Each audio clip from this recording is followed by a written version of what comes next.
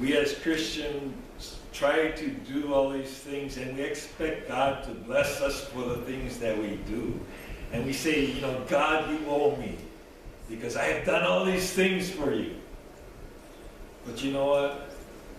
Think of what God has done for you. And he says, no charge. Because it's already paid in full. When Jesus died on the cross, everything was paid in full. Aren't you glad that you don't have to pay for all that stuff that you've done? Just like all that stuff that previous song, you know. How many of you ever done some stupid things in your life before? No, we don't want to admit those things, right? But you know, if we understand this whole concept of motherhood and how God's design on women and motherhood is just reflecting the heart of God. There's that, you know, we always, maybe growing up, we see God as some faraway being that is mean maybe and waiting to crush you with every mistake that you might make. How many of you grew up with that type of concept of God, you know? And you might hear some hellfire, brimstone type of thing where if you don't behave yourself, you are going to, and we don't even like to say that word. But you know what? That is not the picture of our Heavenly Father. Our Heavenly Father, in fact, He is love, right? God is love. And that's what He wants you to see. Yes, there's the justice part of His character, that He doesn't like evil in your life. But it's not because that's, you know, I want you to be a good boy or be a good girl, but it's because He knows what is best for you. And if you live according to His character, who He is, and that we are created in the image of God, then we are going to have the life that He created us to have. But what happens is in life, we think, or we tend to think, which is pretty stupid, right? That we know better than God and that we know how to live our own lives. So we try to do it our own way. But where does it get us? Nowhere. And after we try it over and over again and realize that our way doesn't work, and when we realize that we need to turn our lives over to the care of God, then and only then God's true love can shine through you. When I think about God's masterpiece in creating women, I think about my own mom. In Sunday school, we talked about some memories about mothers. And I remember just not too long ago when I went to visit, one memory I have is my mom was sitting in her wheelchair and she had a little, one of those dinner tables, and open on her table was the Word of God. It's pretty interesting, you know, when people have dementia, try to understand dementia and how people can forget what you just talked about or can't even remember my name, but how they can remember something that happened many years ago, or that when we put something in front of her, she can read it plainly. And I don't know, because I know my mom was a servant. And that's what she taught me when I was growing up, is to be a servant. Where did she learn that? Well, I know that was part of her character growing up even before she started to come to church. But when she turned her life over to Christ, she became more of a servant. She didn't have a job while raising us. Well, she did. Raising us was her job. And she was totally committed to that. She never, ever let us go hungry. And those of you who didn't grow up in those days where you had to make something out of nothing, practically. I remember when she would make hamburger. And I would watch her and she would get some bread and cut it up and put it and mix it in with the hamburger to make it go a little farther. We didn't know any difference. I think if you told kids today that your hamburger had bread in it, they probably wouldn't eat it. And my mom and dad cared for me so much, cared for the kids so much. Even though they were Buddhists at the time, they sent us to a Christian school because they wanted the best education for their kids. Praise the Lord. Because if it wasn't for that, I wouldn't be here today. But by the kids going to church camps and all this, after 7 years of prayer among the congregation, both my mom and dad, my mom first, turned their lives eventually over to God. And again, I go back and think about the dedication that my mom had. That even while she was in a lot of pain, she would show up in church until she could no longer do it anymore. I remember just not too long ago, a few years ago, she was in her room and she said, I don't know why the Lord just doesn't take me. She's been on hospice for 2.5 years, and they're planning on taking her off of hospice because you know how it is. There's a financial thing about that. And I know our family is concerned about, okay, now how are we going to pay for this? She's being cared by a woman that works out of her home, and she's planning on retiring soon. She was thinking when she took on my mom that it would be for a short period of time.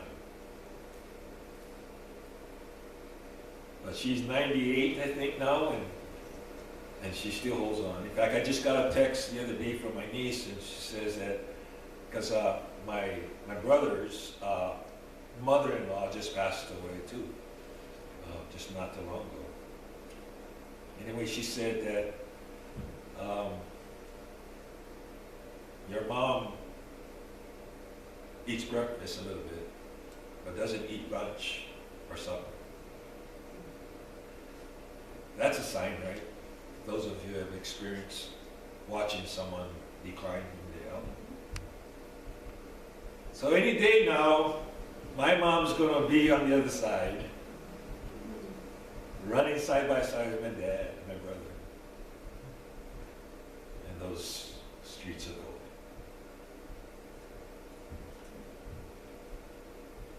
I'm going to skip that because I can't read it from here. I didn't realize it's going to be that small.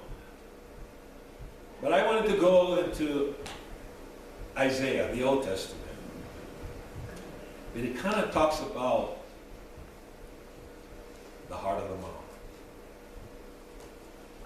But Zion said, the Lord has forsaken me and the Lord has forgotten me.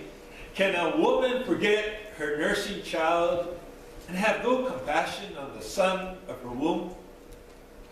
Even these may forget, but I will not forget you. Behold, I have inscribed you on the palms of my hands.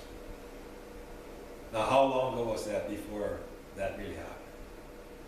When Jesus showed his love for us by the scars on his hands. You see the heart of the Father? Just Friday, many of you know that there was a memorial service up in Shadrach. 3-year-old boy. It's not supposed to happen that way, right? And we heard Anita sent me an email from Star Herald saying that, you know, there's all this drugs involved in all this, and it just crushed me. But then I got a call from Dale and the preacher up in Shadrach saying that was fake news. It was wrong news. In fact, the police had released information that wasn't true. And that really crushed both Dale and his wife, Alita. But then later on, then they came out with a report that this boy, 3-year-old boy, had this disease that only out of 4 years, only one person dies of this, and there's no way of detecting this disease. And the only way they can detect this or find out the cause of death would be to have an autopsy. And that's how they found out that it wasn't anything dealing with drugs, but is this condition of the heart is why Damien passed away. And you know, when we are dealing with death among such a young person, a 3-year-old, and we get to this grief period where we say, God, why did you let this happen? Don't you understand what I'm going through? And God says, of course I do.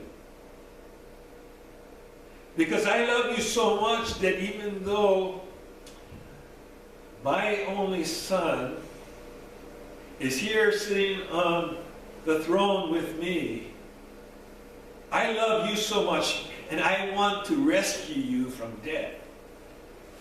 So my own son is going to come down to be with you, to live as a human, to experiencing pain, sorrow, sickness.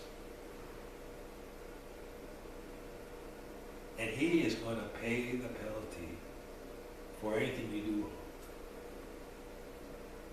Now, to me, again, if I was supposed to let one of my daughters die for the person that has wronged me, I'd have trouble with that. God spared not his own son, but he gave his son because he loved us so much. Be joyful with Jerusalem and rejoice with her, or for her. All you who love her, be exceedingly glad with her. All you who mourn over her, that you may nurse and be satisfied with her comforting breast. You will drink deeply and delight in her overflowing abundance. For thus says the Lord, behold, I extend peace to her like a river, and the glory of the nations like an overflowing stream. And you will be nursed. You'll be carried on the hip. That paints a beautiful picture, right? Any of you mothers know what I'm talking about? Having that child hanging on your hip. You'll be carried on the hip and bounce on the knees. When I was in Hawaii, I got a chance to kind of watch over my brother's 2 sons. And while the mom was going about getting things ready, and I would sing this song. I don't know how many of you ever did it with your little kids, but this is the way the ladies ride. This is the way the gentlemen ride. And then this is the way, and whoever you got on the knee rides, and you go crazy, the bouncing off you. But that right there kind of reminds me of how a mother loves her child. It's really sad, though, that today there's a lot of mothers that are absent for their kids today. And I think that's why our society is kind of messed up. Because, you know, it seems like things are kind of messed up with motherhood today. I know there's a lot of mothers out there are working and they get a short period of time called maternity leave. And when that time is up, they go back to work and turn their kids over to somebody else to raise them. What's happening to our society? And I've seen it where they say, well, we don't have enough money to make it. You know, I think that's probably a lie from the devil. Because I see people that do not have much money. The husband goes to work and the wife stays home and raises the child. And they make it. They don't have all the goodies, the toys. It's really strange when I watch people, they say they don't have any money, but they can go out and buy new cars, and they can go out and buy, or they're going garage shopping, garage sale shopping, and buying things that they don't need, and they say they don't have any money.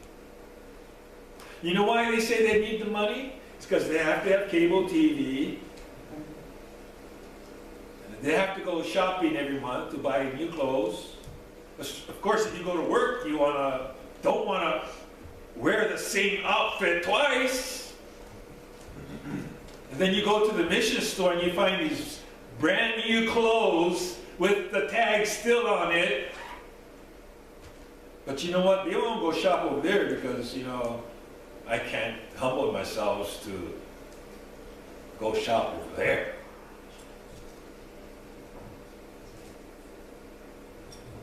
Maybe it is that we as Christians need to encourage our young mothers in a different way than the society encourages. Because a lot of our society will say, what? You don't work? You must be lazy.